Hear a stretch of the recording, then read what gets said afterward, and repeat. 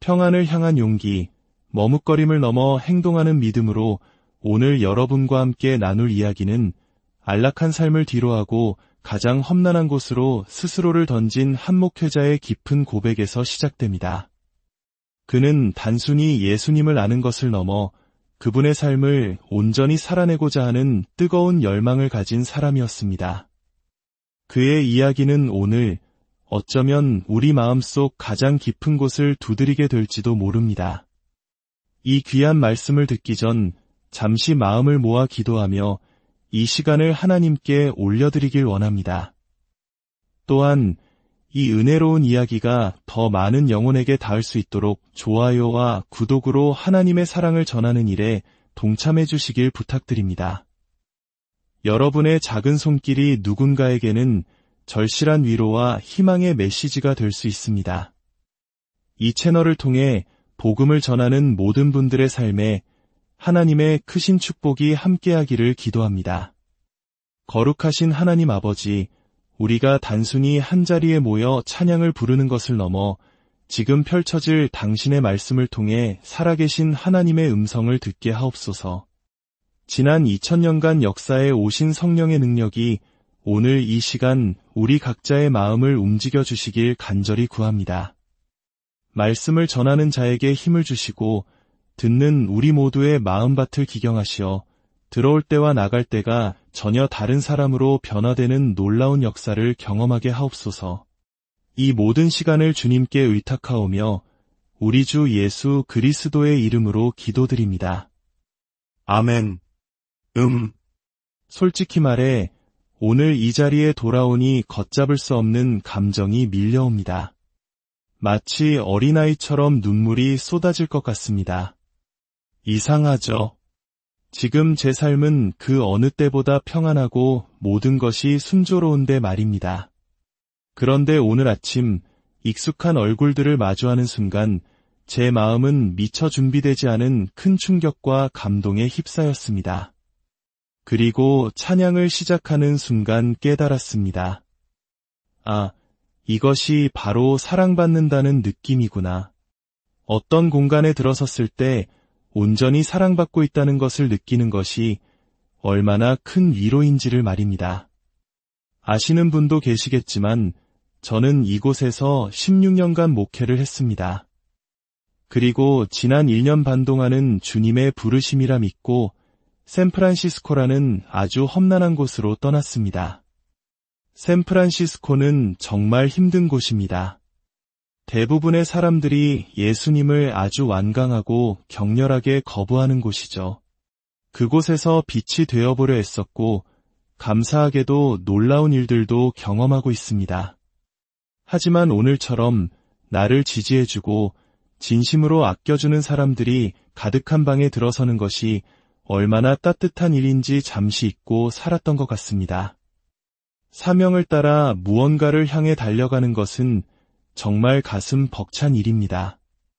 하지만 제 아이 중 하나가 며칠 전 이런 말을 하더군요. 아무도 우리에게 정말로 신경 쓰지 않는 곳에 사는 건 참 이상해요. 사랑받는 것에 익숙했던 우리에게는 낯선 감정이었죠.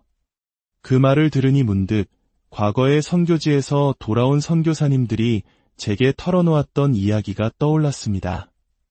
그들은 고향 교회로 돌아오는 것이 얼마나 불안하게 느껴지는지 말해주곤 했습니다. 1년 넘게 낯선 곳에서 새로운 사람들을 만나고 새로운 삶을 개척하며 사는데 문득 그런 생각이 들어요. 내가 집으로 돌아가면 과연 나를 기억해주는 사람이 있을까? 오늘 아침 제가 느낀 감정이 바로 그것과 비슷했습니다. 이제 저는 더 이상 이곳의 담임 목사가 아니고 제가 누구인지 여기서 무엇을 해야 할지 모르는 어색한 방문객일 뿐입니다. 누가 나를 기억할까?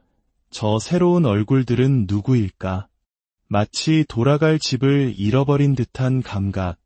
아, 수많은 선교사님들이 느끼셨을 그 막막함의 작은 조각을 저도 맛본 셈입니다. 이 자리를 빌려 간절히 부탁드립니다. 혹시 여러분이 아는 누군가가 하나님의 일을 위해 이 땅 어딘가로 떠났다면 부디 그들을 잊지 마십시오. 할 수 있는 모든 방법으로 그들을 지지하고 편지를 쓰고 그들이 돌아왔을 때 세상 가장 귀한 보물처럼 따뜻하게 맞아주십시오.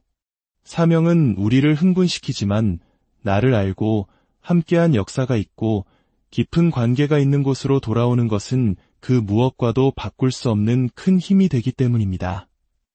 이곳에 계신 많은 분들은 제가 세례를 주고 자녀가 태어나는 것을 지켜보고 결혼을 주례했던 분들입니다. 우리는 함께 힘든 시간을 겪어왔습니다. 그런 역사는 결코 다시 만들 수 없는 소중한 것입니다. 샌프란시스코에 정착하면서도 제 인생에서 우리가 함께했던 그 시절과 같은 깊은 관계를 다시 맺을 수 있을까 하는 생각이 들곤 합니다. 하나님의 부르심에 따라 모든 것을 새로 시작하지만 오늘 이 방에 돌아와 여러분의 얼굴을 다시 보는 것은 제게 정말 특별한 의미입니다. 제 삶은 지금 앞서 말씀드린 대로 그 어느 때보다 큰 평안을 누리고 있습니다. 가족들도 모두 잘 지냅니다. 지난주에는 정말 신기한 경험을 했는데 큰딸에게는 운전을 가르치고 막내에게는 걸음마를 가르쳤습니다. 16살 딸과 1살 아들을 둔 아빠는 흔치 않겠지요. 제 삶은 이처럼 감사와 기쁨으로 가득 차 있습니다. 하지만 오늘 제가 정말 나누고 싶은 이야기는 이 평안의 근원에 대한 것입니다. 요한일서 1장을 보면 사도 요한은 벅찬 감정을 주체하지 못하며 예수님에 대해 증언합니다. 그는 말합니다. 내가 그분을 보았고 내 손으로 직접 만졌습니다. 우리가 보고 들은 바를 여러분에게도 전하는 것은 여러분도 우리와 사귐이 있게 하려 함입니다. 우리의 사귐은 아버지와 그의 아들 예수 그리스도와 더불어 누리는 것입니다. 우리가 이 글을 쓰는 것은 우리의 기쁨이 충만하게 하려는 것입니다. 요한은 마치 이렇게 외치는 것 같습니다. 내가 경험한 이 예수님과의 교제는 정말 놀랍습니다. 나는 그분과 대화하고 그분은 나와 함께 계십니다. 내가 이 사실을 당신들에게 전하는 이유는 이 기쁨을 함께 나눌 때 비로소 나의 기쁨이 완전해지기 때문입니다. 저 역시 샌프란시스코에서 매일 아침 동역자들과 함께 예배하고 말씀을 나누고 간절히 기도한 후 거리로 나가 사람들을 섬길 때 문득 여러분의 얼굴이 떠오릅니다. 아, 그 형제도 이 자리에 함께 있다면 얼마나 좋을까. 이 방 안에서 일어나는 이 놀라운 경험을 모두가 조금이라도 맛볼 수 있다면 바로 그때 저는 요한의 심정을 이해하게 됩니다. 내가 사랑하는 사람들이 이와 같은 것을 경험하게 될 때 나의 기쁨은 비로소 완성될 것입니다. 제가 평안이라는 단어를 계속 사용하는 이유는 지금의 제 삶이 비로소 성경이 말하는 삶처럼 느껴지기 때문입니다. 이것이 옳습니다. 이것이 마땅한 길입니다. 지난 수년 동안 제 마음속에는 늘 채워지지 않는 부분이 있었습니다.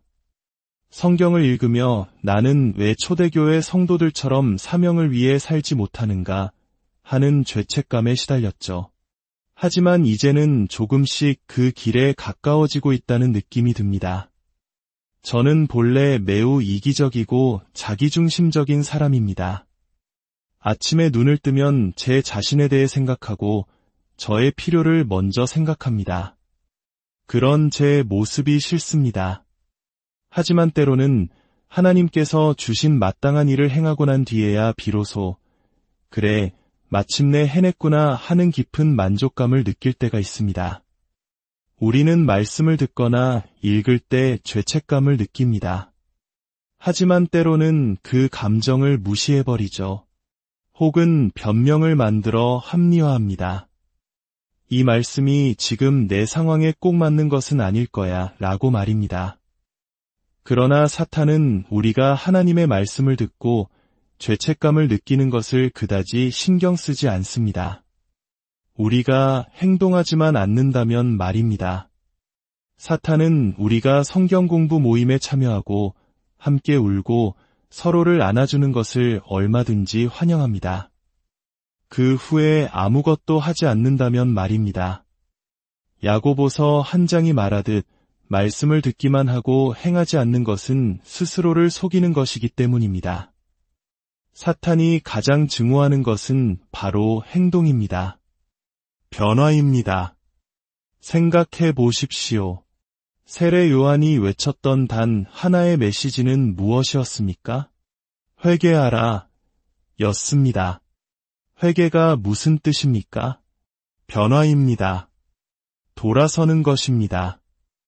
한 방향으로 가던 삶을 완전히 돌이켜 다른 방향으로 향하는 것입니다.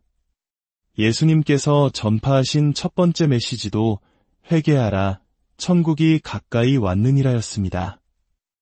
오순절 날 베드로가 외친 첫 번째 메시지 역시 회개하여 세례를 받으라였습니다. 복음의 핵심 메시지는 언제나 변화였습니다. 행동이었습니다. 누가복음에는 이 차이를 극명하게 보여주는 두 사람의 이야기가 나옵니다. 한 부자 청년 관원은 영생을 얻고 싶어 예수님을 찾아왔습니다. 예수님께서는 그에게 내 소유를 다 팔아 가난한 자들에게 나눠주라고 말씀하셨습니다. 성경은 그가 재물이 많음으로 근심하며 슬픈 기색으로 돌아갔다고 기록합니다. 그는 죄책감을 느끼고 슬퍼했지만 행동하지는 않았습니다. 바로 다음 장에 또 다른 부자인 삭개오가 등장합니다. 그는 세리장이었고 부자였습니다. 예수님을 만난 그는 즉시 행동으로 자신의 믿음을 보입니다. 주여 보시옵소서, 내 소유의 절반을 가난한 자들에게 주겠사오며 만일 누구의 것을 속여 빼앗은 일이 있으면 내 갑절이나 갚겠나이다. 그러자 예수님께서 선포하십니다. 오늘 구원이 이 집에 이르렀도다. 차이가 보이십니까? 두 사람 모두 메시지를 들었습니다. 한 명은 슬퍼하며 돌아갔고 다른 한 명은 회개하고 행동했습니다. 그리고 그 행동 속에 참된 기쁨과 구원이 있었습니다. 이것이 바로 신앙생활의 본질입니다. 우리는 너무나 자주 교회에 와서 죄책감을 느끼고 슬퍼하며 집으로 돌아갑니다. 왜냐하면 회개하지 않기 때문입니다.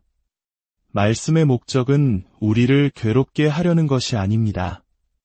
오히려 당신이 변한다면 정말 놀라운 일이 일어날 것입니다.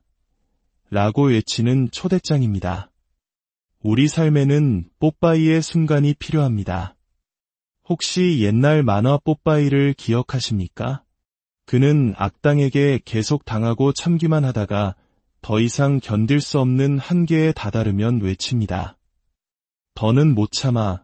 그리고 시금치를 먹고 엄청난 힘을 얻어 상황을 역전시키죠.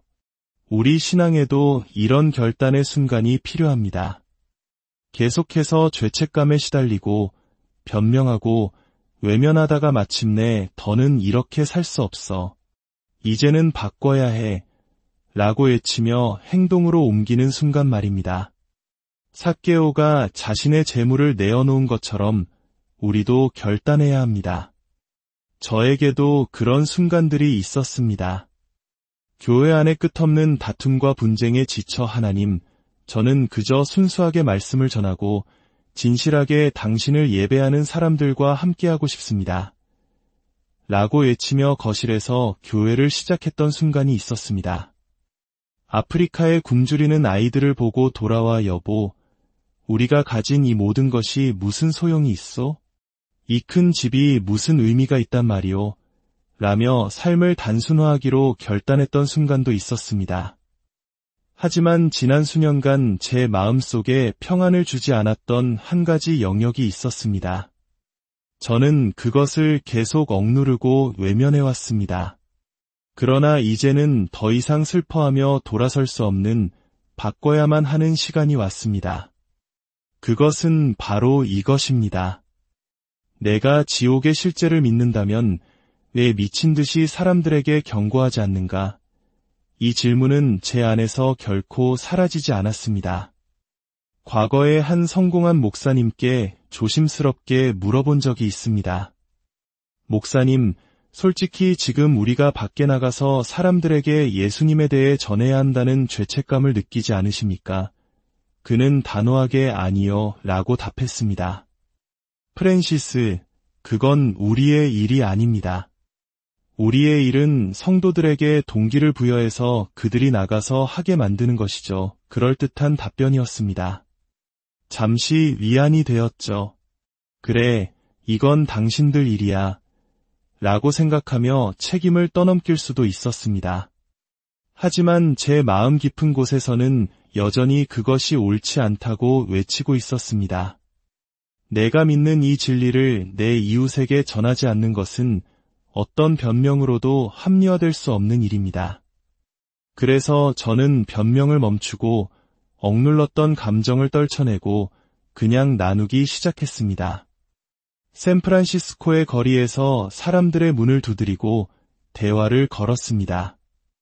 마약 중독자들, 노숙자들, 그들에게 다가가는 것이 더 쉬웠기 때문입니다. 그들에게는 시간이 있었고 삶의 막다른 골목에 서 있었기 때문입니다. 낯선 사람의 눈을 바라보며 내 삶의 가장 중요한 것에 대해 이야기하는 습관을 들여야 했습니다. 그리고 마침내 저는 평안을 찾았습니다. 어느 날 아내에게 이렇게 말했습니다. 여보, 내가 오늘 하루 동안 전한 복음이 작년 한 해 동안 전한 것보다 더 많은 것 같아. 정말 기뻐. 오늘 밤은 편히 잠들 수 있겠어. 이것이 바로 주님께서 내게 하라고 명하신 일이기 때문입니다. 부활하신 예수님께서 우리에게 주신 마지막 명령을 기억하십니까? 하늘과 땅의 모든 권세를 내게 주셨으니 그러므로 너희는 가서 모든 민족을 제자로 삼으라. 이것은 가볍게 넘길 수 없는 지상 최대의 명령입니다.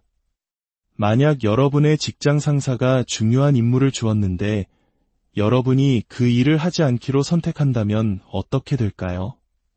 그것은 엄청난 불순종입니다. 하물며 하늘과 땅의 모든 권세를 가지신 만왕의 왕께서 주신 명령을 우리가 외면한다면 그것은 얼마나 큰일이겠습니까? 이 말씀을 듣고 슬퍼하며 돌아가지 마십시오. 변화를 결심하십시오. 주님, 이제 더는 못 참겠습니다. 충분히 들었습니다. 이제는 순종하겠습니다. 돌아서겠습니다. 라고 고백하십시오. 사도 바울은 사도행전 20장에서 이렇게 외칩니다. 오늘 여러분에게 증언하거니와 모든 사람의 피에 대하여 내가 깨끗하니 이는 내가 꺼리지 않고 하나님의 뜻을 다 여러분에게 전하였음이라. 그에게는 평안이 있었습니다. 나는 내 할 일을 다했다. 나는 모든 것을 전했다. 이제 그들의 피가 내 손에 있지 않다. 이웃이나 친구의 얼굴을 마주하고 마침내 입을 열어 복음을 전하고 그날 밤 집으로 돌아와 하나님, 제가 해냈습니다. 그들이 믿을지 아닐지는 제가 통제할 수 없지만 저는 씨앗을 뿌렸습니다. 라고 고백할 때 찾아오는 평안을 경험해 보셨습니까? 예수님은 제자를 삼으러 나아가는 우리에게 놀라운 약속을 주셨습니다. 내가 세상 끝날까지 너희와 항상 함께 있으리라. 마가복음 마지막 구절은 이렇게 증언합니다. 제자들이 나가 두루 전파할새 주께서 함께 역사하사 그 따르는 표적으로 말씀을 확실히 증언하시니라. 제자들이 밖으로 나아갔을 때 주님께서 그들과 함께 일하셨습니다. 혹시 여러분 중에 하나님의 임재를 느끼지 못한다고 말하는 분이 계십니까? 그 친밀함을 경험하지 못한다고 느끼십니까? 그렇다면 스스로에게 물어보십시오. 나는 제자를 삼고 있는가? 당신이 제자를 삼기 위해 나아갈 때 당신은 그분의 임재를 경험하게 될 것입니다. 당신은 결코 혼자가 아닐 것입니다. 저는 샌프란시스코에서 하나님의 살아계심을 매일 목격합니다. 40년간 마약에 중독되었던 제임스라는 남자가 있었습니다. 그가 예수님을 영접한 후 우리는 그의 59번째 생일에 그의 집 마당에 마약 도구들을 묻으며 새 삶을 축하했습니다. 그는 매달 일일이 되면 정부 지원금이 나와서 다시 마약에 손을 댈까봐 두려워했습니다. 제가 그날 그를 찾아가 돕기로 약속했지만 심한 독감에 걸려 움직일 수 없었습니다. 제 마음속에는 저 사람은 내가 필요해. 내가 아니면 안 돼. 라는 교만한 생각이 스쳐 지나갔습니다. 그러나 하나님은 저 대신 20대 청년 자원봉사자를 통해 일하셨습니다. 그 청년은 제임스와 함께 식사를 하러 우연히 한 식당에 들어갔는데 놀랍게도 그곳은 40년 전 제임스가 19살 때 처음으로 마약을 접했던 바로 그 장소였습니다. 하나님께서는 그의 40년 광야 생활을 끝내시고 모든 것이 시작되었던 바로 그 자리에서 그를 구원해내신 것입니다. 이런 기적 같은 이야기들이 끝없이 펼쳐집니다. 7년간 짐승처럼 살았던 알코올 중독자 톰은 느부갓네살 왕이 7년 만에 제정신을 되찾았다는 성경 구절을 듣고 자신을 향한 하나님의 메시지임을 깨달았습니다. 제 딸은 노숙자 여성에게 햄버거를 사주며 복음을 전하다가 그 여인이 바로 제 이야기를 듣고 저를 찾고 있었다는 사실을 알게 되었습니다. 이 모든 것이 우연일까요? 아니요. 이것은 우리가 순종의 발걸음을 내디딜 때 우리와 함께 역사하시는 살아계신 하나님의 손길입니다. 이 사역이 화려한 것만은 아닙니다. 수많은 사람들이 다시 죄의 길로 돌아갔습니다. 제 마음은 매일같이 찢어집니다. 그러나 분명한 것은 그 길 위에서 그리스도의 임재가 함께하며 세상이 줄 수 없는 평안이 있다는 것입니다. 이것이 제가 여러분 모두가 경험하기를 원하는 초자연적인 삶입니다. 샌프란시스코의 거리에서 저는 죄의 끔찍한 실상을 매일 봅니다. 죄는 처음에는 매력적으로 보입니다. 마치 거대한 변기, 가장자리의 잔잔한 물살처럼 말입니다. 재미있을 것 같아. 딱 한 번만 이 정도는 괜찮을 거야 라고 속삭이며 우리를 유혹합니다. SNS를 통해 시작된 부적절한 관심, 호기심에 한번 클릭한 음란물, 스트레스를 푼다며 마신 한두 잔의 술. 그러나 그 물살에 몸을 맡기는 순간 우리는 자신도 모르게 점점 더 깊고 빠른 소용돌이 속으로 빨려 들어갑니다. 빠져나오려 할수록 더 힘들어지고 마침내 모든 것이 무너져 내리는 중심에 이르러서는 공황 상태에 빠지게 됩니다. 어쩌면 지금 여러분 중 일부는 그 변기 가장자리에서 위험한 장난을 하고 있는지도 모릅니다.